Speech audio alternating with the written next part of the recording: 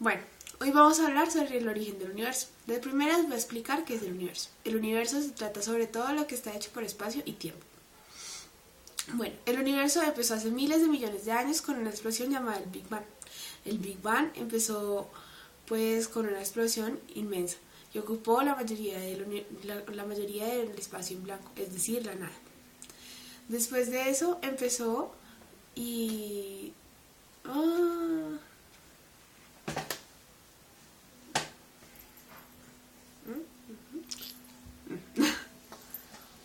Bueno, después de eso llegó otra fase, que son 6. Bueno, la siguiente fase fue donde se empezaron a crear protones, electrones y neutrones. Después de eso empezaron los átomos.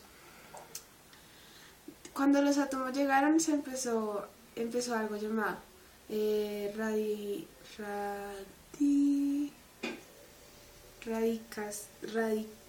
radiación de fondo. La radiación de fondo quiere decir que creó un espacio negro, que creaba eco y también sonidos que tú podías crear. Bueno, después de eso llegó la siguiente fase, que fue una de las últimas, donde ya uno podía existir. Después de eso vino la parte del sistema solar, hay dos teorías, dos hipótesis.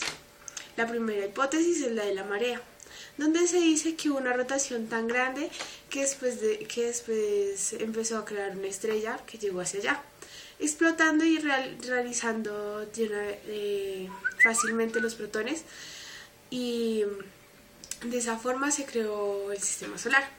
Pero la más acertada es la hipótesis nebulosa. Bueno, nebular. La hipótesis nebular se trata sobre que de primeras una nube de gas expandió toda nuestra Vía Láctea. Y la Vía Láctea llegó a ser muy grande. Después de eso empezó a dar giros que se llegaron a hacer planos. Cuando empezaron a hacer planos, una pequeña estrella empezó a girar rápidamente, de forma que la estrella, después de eso, empezaron a crear protones. Esos protones se volvieron más grandes con facilidad. Después de eso empezaron los planetas, y de ahí empezó el planeta Tierra, nuestro origen de la vida, que es el que les voy a explicar al siguiente. Bueno, hay dos teorías. El origen de la panspermia, que se dice que nosotros vinimos de extraterrestres por un meteorito que llegó al planeta Tierra, fácilmente trayendo moléculas, y fácilmente nosotros íbamos a evolucionar. Pero hay otra, que también se dice generación espontánea, descubierta por el filósofo Aristóteles en los años 300 a.C. Después diciendo que las ratas, las cucarachas o que los ratones aparecían porque fácilmente era una generación espontánea, de que si tú los dejabas a la luz y con comida pues en fase de descomposición, se llegaba a renacer otro ser vivo, que era lo que se creía en esa época.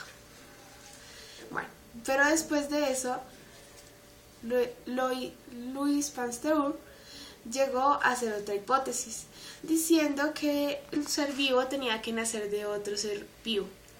Eso quiere decir que para que ese ser vivo llegara a nacer tenía que evolucionar como bacteria.